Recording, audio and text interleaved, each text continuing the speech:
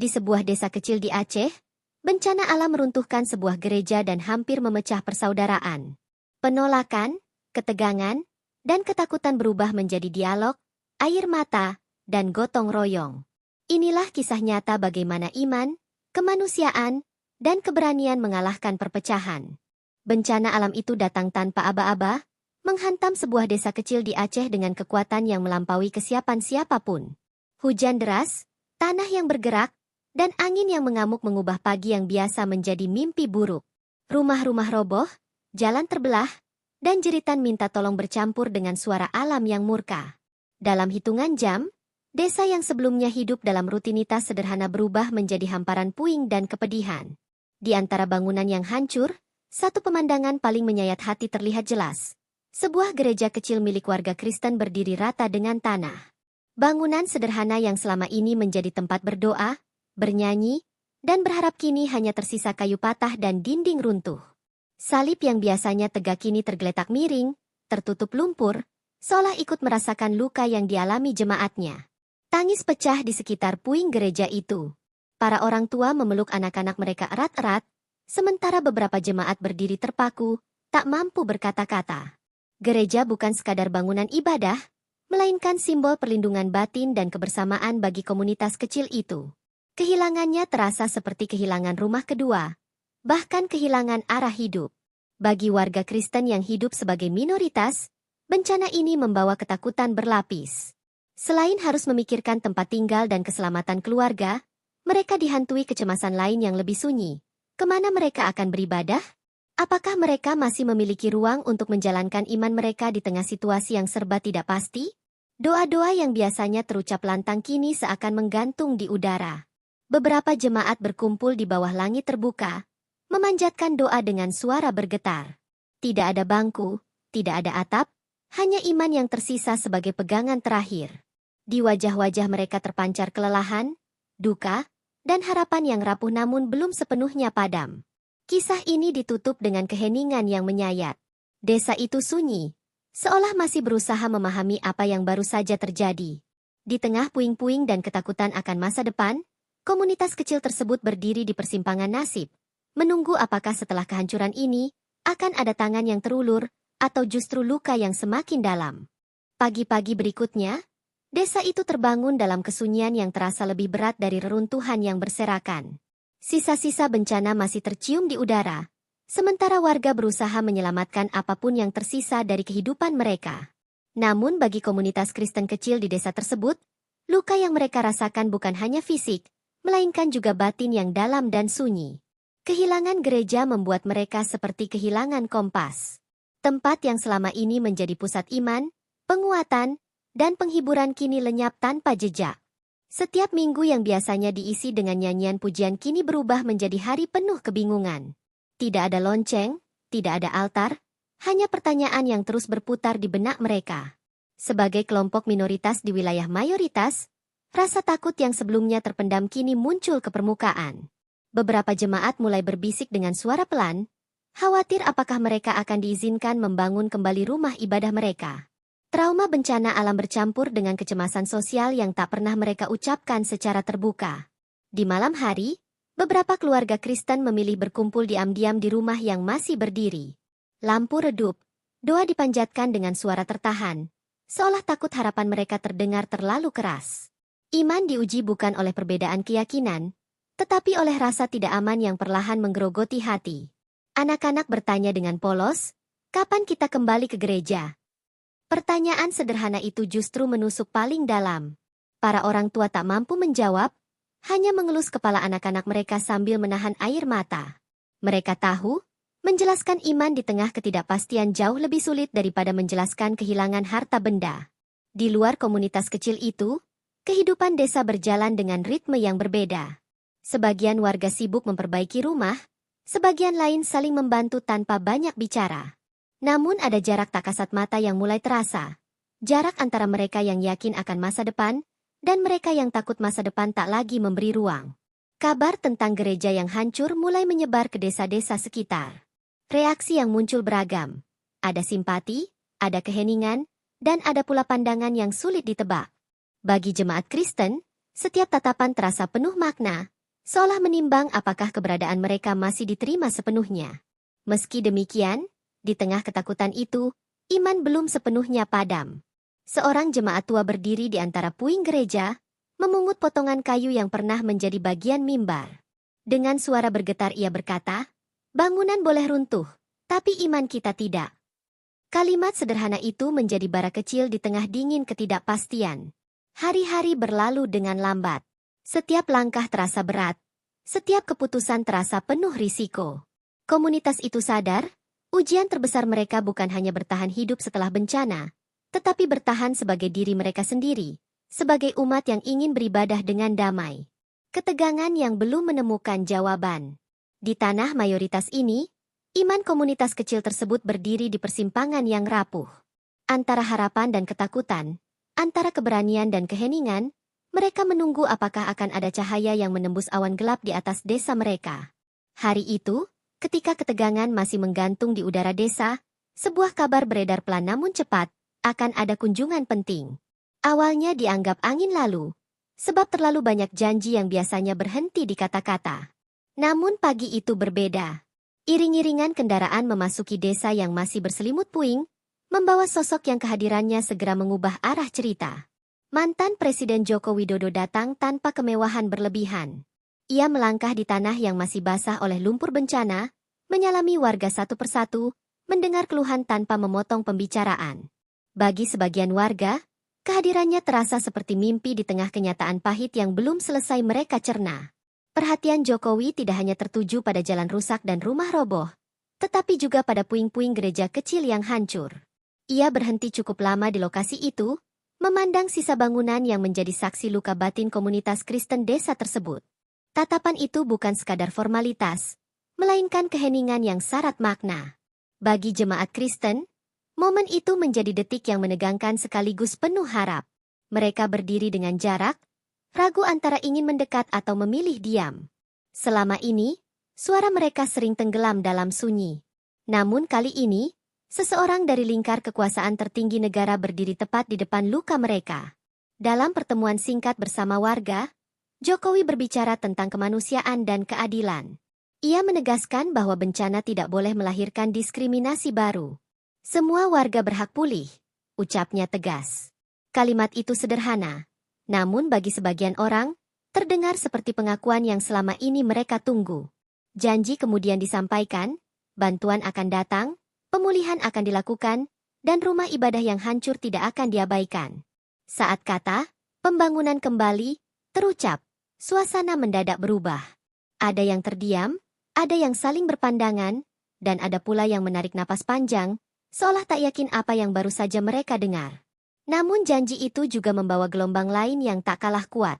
Di antara warga mayoritas, bisik-bisik mulai terdengar. Pembangunan gereja di wilayah ini bukan perkara sederhana. Sejarah, aturan, dan emosi lama ikut terseret ke permukaan. Apa yang bagi satu pihak adalah harapan, bagi pihak lain mulai terasa sebagai ancaman. Jokowi menyadari situasi itu. Ia tidak pergi dengan meninggalkan euforia semata, tetapi juga pesan penting. Dialog dan kerjasama harus menjadi jalan utama. Tidak ada paksaan, tidak ada provokasi. Hanya kesabaran dan kemanusiaan sebagai landasan bersama. Setelah iring-iringan kendaraan itu meninggalkan desa, suasana kembali hening, namun hening yang berbeda. Harapan kini hadir, meski rapuh dan penuh risiko. Jemaat Kristen pulang dengan dada bergetar, membawa janji yang bisa menjadi awal pemulihan atau justru pemantik ujian yang lebih besar. Desa yang berdiri di ambang perubahan. Kedatangan Jokowi telah menyalakan api harapan, tetapi juga membuka pintu konflik yang selama ini tersembunyi. Dari titik inilah, kisah toleransi dan ketegangan mulai bergerak menuju babak yang lebih panas, di mana janji akan diuji oleh kenyataan. Harapan yang sempat tumbuh setelah kunjungan Jokowi perlahan berubah menjadi kegelisahan. Janji pembangunan gereja yang sebelumnya terdengar sebagai kabar pemulihan kini, mulai memicu percakapan panas di berbagai sudut desa. Di warung kopi, di beranda rumah, hingga di pertemuan informal warga, isu itu dibahas dengan nada yang semakin meninggi. Sebagian warga mayoritas mulai menyuarakan penolakan secara terbuka. Mereka menganggap rencana pembangunan gereja sebagai langkah yang terlalu berani dan sensitif di wilayah ini. Alasan yang muncul beragam, mulai dari kekhawatiran sosial, tafsir aturan lokal, hingga ketakutan akan perubahan keseimbangan yang selama ini mereka anggap mapan. Bisik-bisik yang semula samar berubah menjadi sikap tegas. Spanduk kecil mulai muncul, pernyataan lisan disampaikan dengan nada keras, dan media sosial lokal ikut memanaskan suasana. Desa yang sebelumnya disatukan oleh penderitaan bencana alam kini terbelah oleh perbedaan pandangan yang kian tajam. Bagi jemaat Kristen, gelombang penolakan ini terasa seperti pukulan kedua. Luka akibat bencana belum sembuh, kini mereka harus menghadapi ketegangan sosial yang mengancam rasa aman. Beberapa jemaat mulai takut keluar rumah, sementara yang lain memilih diam demi menghindari konflik terbuka. Situasi semakin mencekam ketika isu-isu lama kembali diungkit. Sejarah, prasangka, dan cerita yang diwariskan turun-temurun kembali menghantui percakapan warga. Fakta bercampur dengan asumsi, dan ketakutan kolektif mulai mengambil alih nalar. Pertemuan darurat digelar oleh aparat desa. Suasana ruang pertemuan dipenuhi wajah tegang dan suara yang saling bertumpuk. Tidak sedikit yang berbicara dengan emosi, menuntut agar rencana pembangunan gereja dihentikan. Di sisi lain, suara yang menyerukan kemanusiaan tenggelam di tengah sorak dan keberatan. Jemaat Kristen yang hadir memilih lebih banyak diam. Mereka sadar, satu kata yang salah bisa memicu bara yang lebih besar. Diam mereka bukan tanda menyerah, melainkan upaya bertahan di tengah situasi yang kian sulit dikendalikan. Ketegangan ini tidak hanya terasa di ruang publik, tetapi juga merambat ke hubungan personal. Tetangga yang dulu saling menyapa kini saling menghindar. Senyum berubah menjadi tatapan curiga. Bencana sosial mulai menunjukkan wajahnya, bahkan sebelum satu batu pun diletakkan untuk pembangunan. Kabar tentang penolakan ini pun mulai terdengar keluar desa. Beberapa pihak memperingatkan bahwa konflik terbuka bisa terjadi jika situasi tidak segera diredam. Desa kecil itu kini menjadi titik panas. Simbol rapuhnya toleransi ketika ketakutan lebih dominan daripada empati. Suasana yang menggantung dan penuh ancaman. Api belum menyala sepenuhnya, tetapi percikannya sudah terlihat jelas. Pertanyaannya kini bukan lagi apakah gereja akan dibangun, melainkan apakah desa ini mampu bertahan tanpa terjerumus ke dalam konflik yang lebih dalam. Ketegangan yang terus meningkat akhirnya memaksa semua pihak berhenti sejenak. Desa itu berada di ambang ledakan emosi, dan satu kesalahan kecil bisa memicu konflik terbuka. Dalam situasi genting tersebut, muncul kesadaran bersama bahwa jalan kekerasan, baik fisik maupun verbal, hanya akan memperpanjang luka yang sudah terlalu dalam. Atas dorongan berbagai pihak, dialog resmi pun digelar. Balai desa yang sebelumnya sunyi kini dipenuhi warga dari berbagai latar belakang. Udara terasa berat, bukan karena panas, tetapi karena beban emosi yang dibawa setiap orang ke dalam ruangan itu.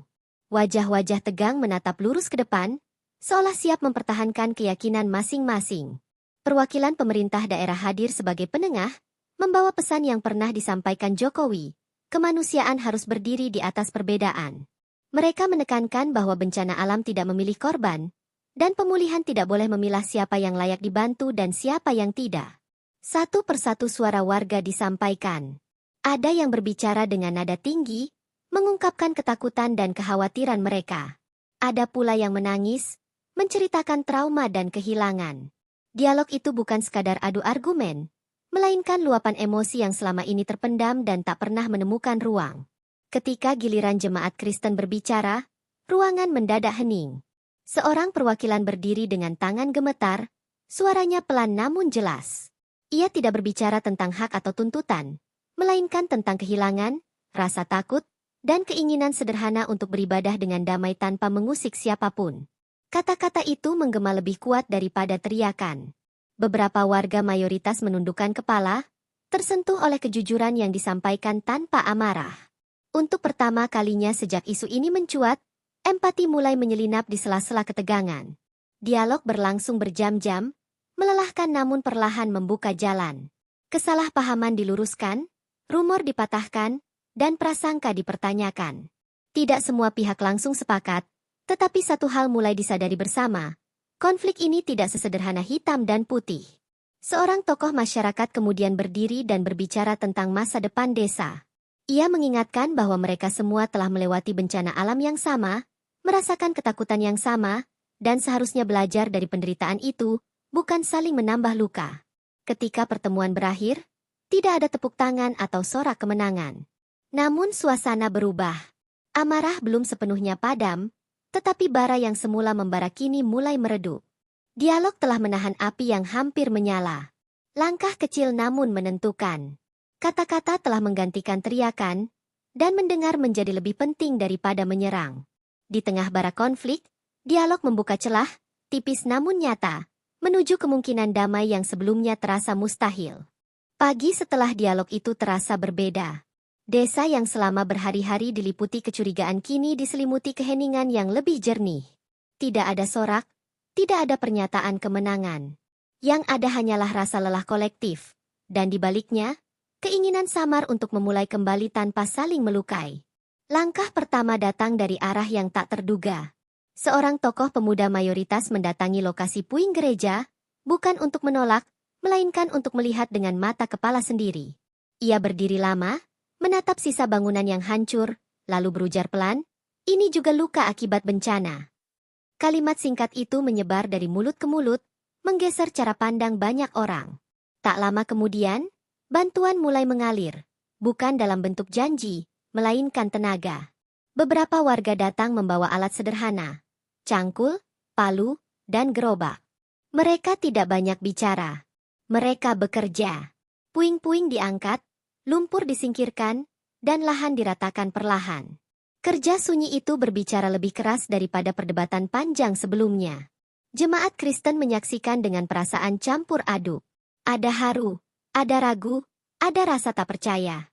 Mereka ikut turun tangan, berdampingan dengan tetangga yang kemarin masih saling memandang curiga. Keringat menyatukan yang sempat terpisah. Debu menempel di wajah yang kini mulai saling tersenyum. Gotong royong itu tumbuh menjadi kebiasaan harian. Setiap pagi, warga berkumpul tanpa perlu undangan resmi. Ada yang menyiapkan air minum, ada yang mengatur material, ada yang membantu membersihkan area sekitar. Anak-anak berlarian di sela-sela pekerjaan, menyaksikan orang dewasa memberi teladan tentang kebersamaan yang nyata. Perbedaan keyakinan tak lagi menjadi topik utama. Yang dibicarakan adalah cuaca, bahan bangunan, dan jadwal kerja. Ketika satu tangan kelelahan, tangan lain menggantikan. Ketika satu suara lemah, suara lain menyemangati. Di atas tanah yang sama, fondasi baru mulai terbentuk. Bukan hanya untuk bangunan, tetapi untuk kepercayaan. Beberapa warga yang sebelumnya menentang memilih bergabung secara diam-diam. Mereka datang tanpa spanduk, tanpa pernyataan. Hanya kehadiran dan kesediaan bekerja. Perlahan, rasa malu karena prasangka lama berubah menjadi tekad untuk memperbaiki keadaan. Kabar tentang kerjasama lintas iman ini menyebar keluar desa. Banyak yang terkejut, sebagian terinspirasi. Desa kecil yang sempat menjadi titik panas kini dipandang sebagai contoh bagaimana konflik bisa diredam bukan dengan kekuatan, melainkan dengan empati dan tindakan nyata. Di sela pekerjaan, seorang jemaat tua kembali memegang potongan kayu mimbar yang dulu ia simpan. Kali ini ia meletakkannya di atas fondasi baru. Bukan sebagai simbol kemenangan, melainkan sebagai tanda bahwa masa lalu yang luka bisa menjadi bagian dari masa depan yang lebih kuat. Pemandangan yang menggetarkan, warga dari berbagai latar belakang berdiri berdampingan, menatap fondasi yang mulai mengeras. Kerjasama telah mengubah segalanya. Dari abu konflik, lahir kebersamaan, pelan, rapuh, tetapi sungguh-sungguh nyata. Hari demi hari berlalu, dan fondasi yang dulu hanya berupa garis kapur kini menjelma dinding yang perlahan meninggi. Denting palu dan derit kayu bersahutan sejak pagi, menjadi irama baru di desa yang sebelumnya diliputi sunyi dan curiga. Setiap batu yang terpasang seakan menghapus satu lapis luka lama, menggantikannya dengan harapan yang semakin nyata. Gereja itu dibangun tanpa kemewahan. Bentuknya sederhana, namun syarat makna. Warga sepakat menggunakan bahan yang ada, menghindari simbol berlebihan, dan menekankan fungsi utama, tempat berdoa dan menenangkan hati. Kesepakatan itu lahir bukan dari paksaan, melainkan dari saling pengertian yang tumbuh selama gotong royong. Saat atap terakhir terpasang, banyak warga berhenti bekerja sejenak. Mereka menatap bangunan itu dengan perasaan campur aduk, bangga, haru, dan tak percaya. Beberapa jemaat Kristen menitikkan air mata. Bagi mereka, ini bukan sekadar gereja yang berdiri kembali, tetapi bukti bahwa mereka tidak sendirian. Hari peresmian tiba tanpa seremoni besar. Tidak ada panggung megah, tidak ada pidato panjang. Warga berkumpul dengan pakaian sederhana, berdiri berbaur tanpa sekat. Doa dipanjatkan dengan hikmat, bukan hanya oleh jemaat Kristen, tetapi juga oleh tokoh masyarakat yang mendoakan kedamaian desa secara keseluruhan. Momen paling menggetarkan terjadi ketika lonceng kecil gereja dibunyikan kembali. Suaranya tidak keras, namun cukup untuk membuat semua yang hadir terdiam. Suara itu seperti memanggil kembali kenangan yang sempat hilang, tentang iman, ketabahan, dan kemanusiaan yang pernah diuji. Di wajah warga mayoritas, tampak perubahan yang tak bisa disangkal. Ketakutan yang dulu mendominasi kini berganti rasa lega. Mereka menyadari bahwa keberadaan gereja ini tidak mengurangi apapun dari keyakinan mereka, justru menambah kekayaan nilai kebersamaan yang selama ini terlupakan. Anak-anak menjadi saksi paling jujur dari perubahan itu. Mereka bermain di halaman gereja tanpa rasa canggung, tertawa bersama tanpa menanyakan latar belakang. Bagi mereka, bangunan ini hanyalah bagian dari desa, tempat yang aman, bukan ancaman. Hubungan antar warga pun perlahan pulih. Sapa kembali terucap, senyum kembali hadir. Hal-hal kecil yang sempat hilang kini kembali terasa berharga. Desa ini belajar bahwa perdamaian bukan hasil keputusan besar, melainkan akumulasi tindakan kecil yang konsisten. Gereja yang berdiri itu akhirnya menjadi simbol baru. Bukan simbol kemenangan satu pihak, melainkan lambang bahwa luka bisa disembuhkan tanpa menghapus perbedaan. Ia berdiri sebagai saksi bahwa iman yang dijalankan dengan kasih mampu menyatukan, bukan memisahkan. Senja yang turun perlahan di desa tersebut. Cahaya jingga menyinari gereja yang baru berdiri, memantulkan bayangan warga yang masih berkumpul. Di antara mereka, tidak ada lagi kami dan mereka. Yang ada hanyalah satu komunitas yang telah belajar arti hidup berdampingan. Berita tentang gereja yang kembali berdiri dan desa yang kembali bersatu perlahan menyebar keluar wilayah itu. Dari percakapan antar warga hingga pembahasan di ruang publik, kisah desa kecil di Aceh ini menjelma menjadi cermin bagi banyak tempat lain di Indonesia. Apa yang semula dianggap mustahil kini menjadi bukti nyata bahwa konflik bisa berubah arah ketika kemanusiaan diberi ruang untuk memimpin.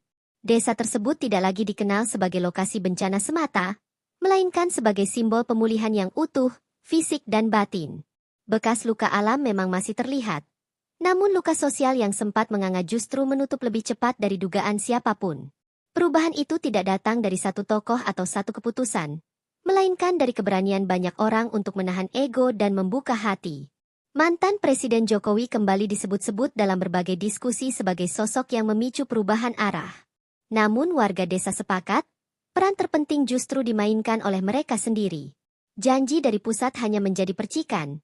Yang mengubah api konflik menjadi cahaya harapan adalah tindakan kolektif di tingkat akar rumput. Para jemaat Kristen kini beribadah dengan perasaan yang berbeda.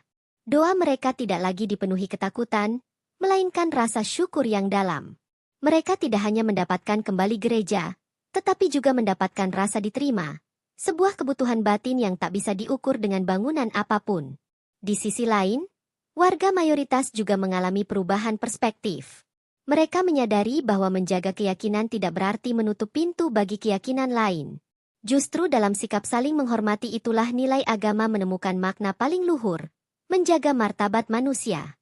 Kisah ini menjadi pengingat bahwa perbedaan bukanlah sumber konflik, melainkan ujian kedewasaan bersama. Ketika ketakutan dibiarkan berbicara lebih keras, perpecahan mudah terjadi. Namun ketika dialog, empati, dan kerjasama diberi kesempatan, perbedaan berubah menjadi kekuatan. Anak-anak desa tumbuh dengan cerita yang berbeda dari generasi sebelumnya. Mereka tidak hanya mendengar tentang bencana dan konflik, tetapi juga tentang gotong royong dan keberanian untuk berubah. Ingatan kolektif mereka kelak bukan tentang penolakan, melainkan tentang kebersamaan yang lahir dari krisis. Para tokoh masyarakat setempat menyadari satu hal penting. Perdamaian tidak pernah final. Ia harus dirawat, dijaga, dan diperjuangkan setiap hari.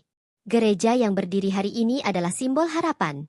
Tetapi sikap saling menghormati adalah fondasi sejati yang harus terus diperkuat.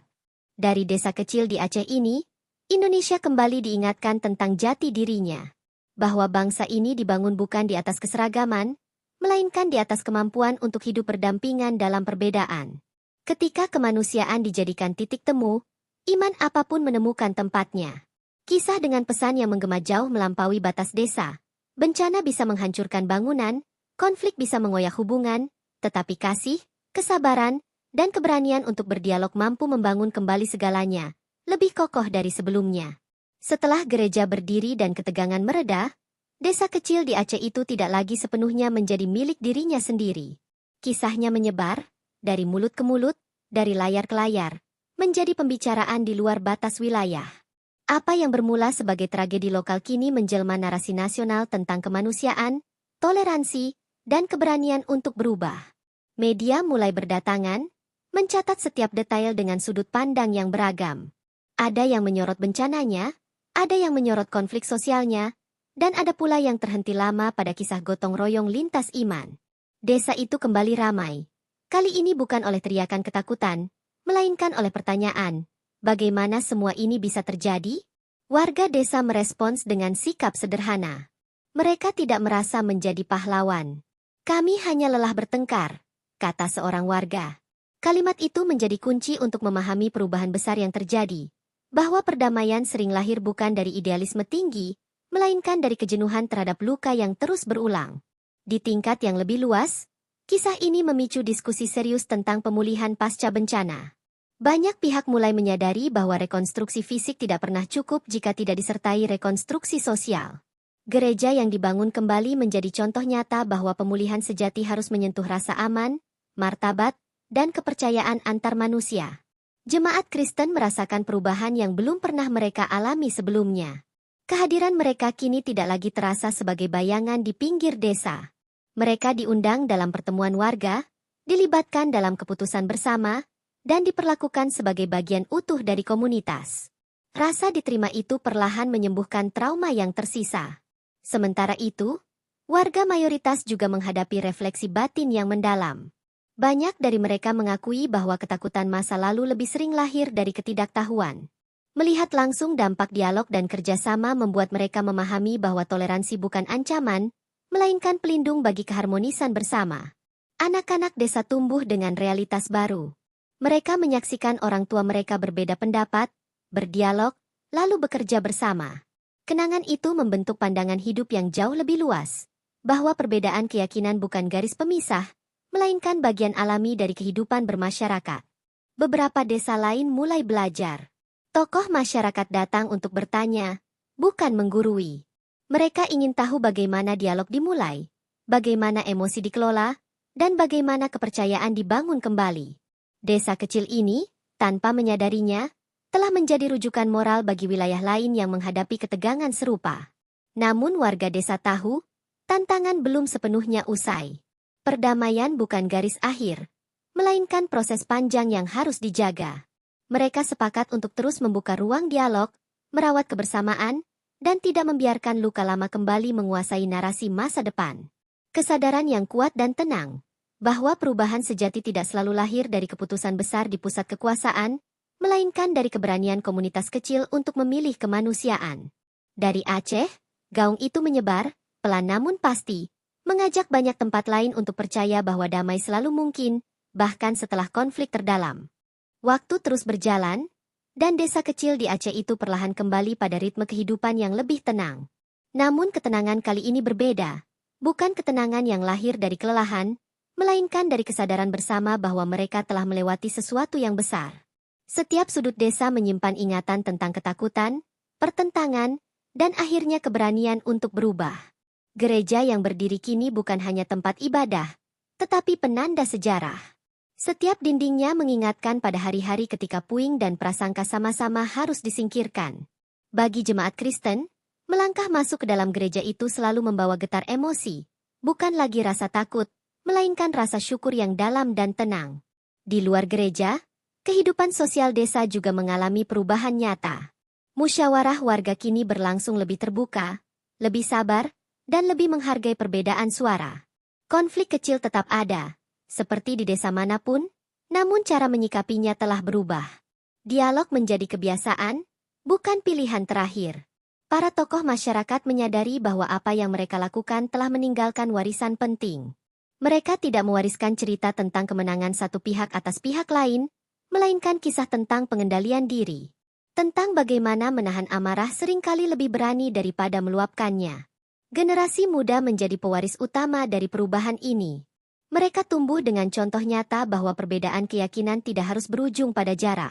Mereka melihat orang tua mereka belajar mengakui kesalahan, mendengar sudut pandang lain, dan bekerja bersama meski tidak selalu sepakat. Bencana alam yang dulu menghancurkan desa kini dikenang sebagai titik balik. Ia memang membawa penderitaan, tetapi juga memaksa warga bercermin, melihat sisi rapuh dan kuat dalam diri mereka sendiri. Dari keterpurukan itu, lahir pemahaman bahwa membangun kembali rumah jauh lebih mudah daripada membangun kembali kepercayaan. Kisah ini tidak menghapus realitas bahwa toleransi selalu diuji oleh waktu dan keadaan. Warga desa paham, satu generasi saja tidak cukup untuk mengukuhkan perdamaian. Ia harus diajarkan, dipraktikkan, dan dipertahankan terus-menerus, terutama saat situasi kembali menekan. Namun ada satu keyakinan baru yang kini mereka pegang bersama, bahwa mereka telah membuktikan sesuatu yang penting, bahwa konflik tidak selalu harus dimenangkan, dan perbedaan tidak selalu harus ditundukkan. Ada jalan lain, jalan yang lebih sunyi, lebih lambat, tetapi jauh lebih menyembuhkan. Ketika senja turun dan lonceng gereja kembali berbunyi, suaranya tidak lagi menggetarkan karena trauma, melainkan mengingatkan pada perjalanan panjang yang telah dilalui. Suara itu menyatu dengan azan, dengan tawa anak-anak, dan dengan denyut kehidupan desa yang utuh kembali. Rangkaian kisah dengan satu pesan yang kuat dan menggema.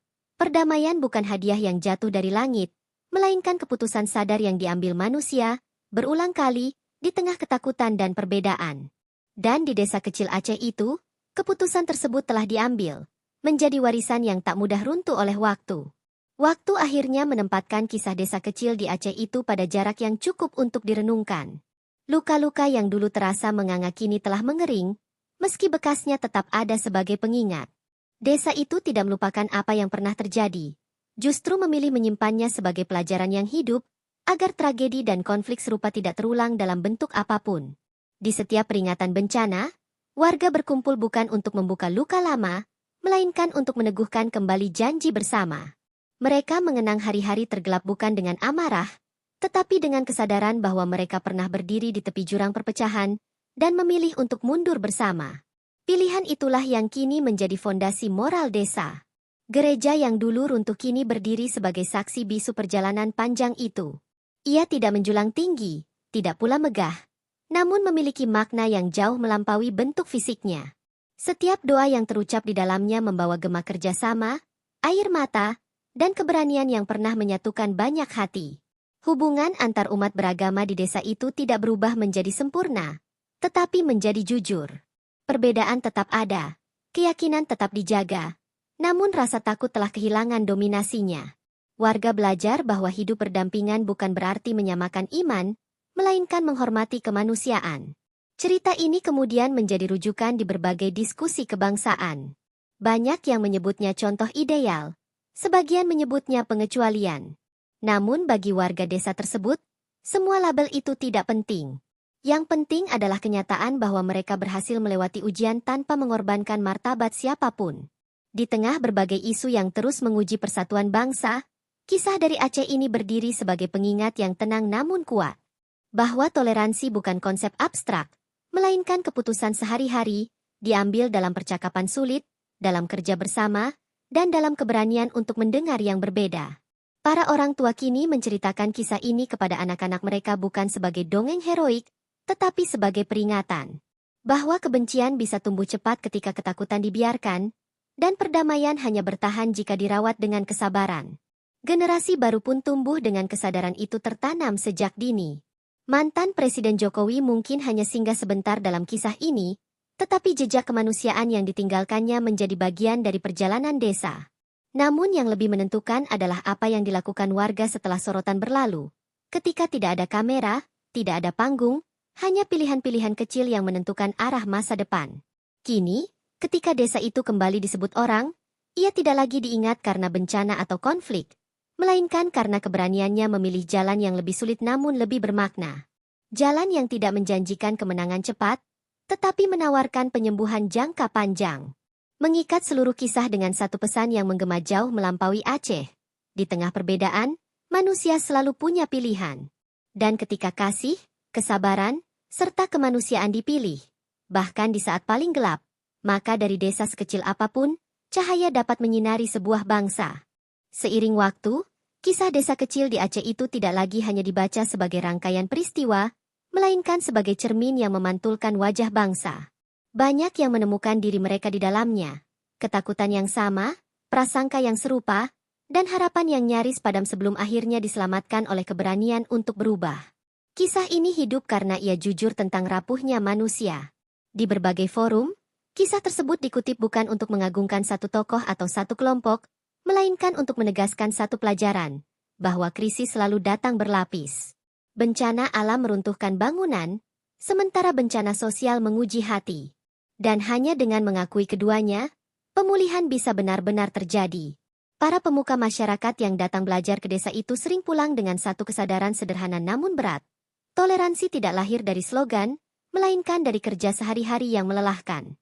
Dari duduk bersama ketika emosi memuncak, dari mendengar ketika telinga ingin menutup, dan dari bekerja bersama ketika kecurigaan masih tersisa. Jemaat Kristen, yang dulu hidup dalam bayang-bayang ketakutan, kini memikul peran baru. Mereka tidak lagi sekadar penerima simpati, tetapi penjaga ingatan. Mereka tahu betul bagaimana rasanya kehilangan tempat berdoa dan rasa aman sekaligus. Karena itu, mereka menjadi suara yang paling konsisten mengingatkan pentingnya empati. Warga mayoritas pun menemukan pelajaran yang tak kalah dalam. Mereka belajar bahwa menjaga identitas tidak berarti meniadakan yang lain. Justru dengan memberi ruang, identitas itu menemukan kedewasaan. Dari pengalaman pahit itu, lahir keyakinan bahwa iman yang kuat tidak takut diuji oleh keberadaan iman lain. Desa itu kini menjalani kehidupan yang biasa, panen, perayaan, dan problem keseharian. Namun, biasa, versi mereka telah berubah. Setiap konflik kecil segera dicari jalur dialog. Setiap perbedaan diupayakan dipahami sebelum dihakimi. Kebiasaan baru ini menjadi warisan paling berharga. Di suatu sore yang tenang, lonceng gereja berdenting pelan, bersahut dengan suara azan dari kejauhan. Tidak ada yang merasa terganggu. Sebaliknya, bunyi-bunyi itu menyatu sebagai irama kehidupan yang telah berdamai dengan dirinya sendiri. Momen itu sederhana, namun syarat makna. Kisah ini juga mengingatkan bahwa peran pemimpin, datang, melihat, dan menegaskan kemanusiaan, memiliki dampak awal yang besar. Namun ujung dari setiap perubahan tetap berada di tangan warga. Ketika sorotan pergi, pilihan-pilihan kecil menentukan apakah janji perdamaian bertahan atau runtuh. Di tengah derasnya kabar yang sering memecah belah, cerita dari Aceh ini bertahan sebagai kabar baik yang tidak berisik. Ia tidak berteriak, tidak memaksa. Ia hanya menunjukkan bahwa jalan damai memang lebih panjang, tetapi selalu tersedia bagi mereka yang mau menempuhnya. Perjalanan panjang dengan gema yang lembut namun tegas.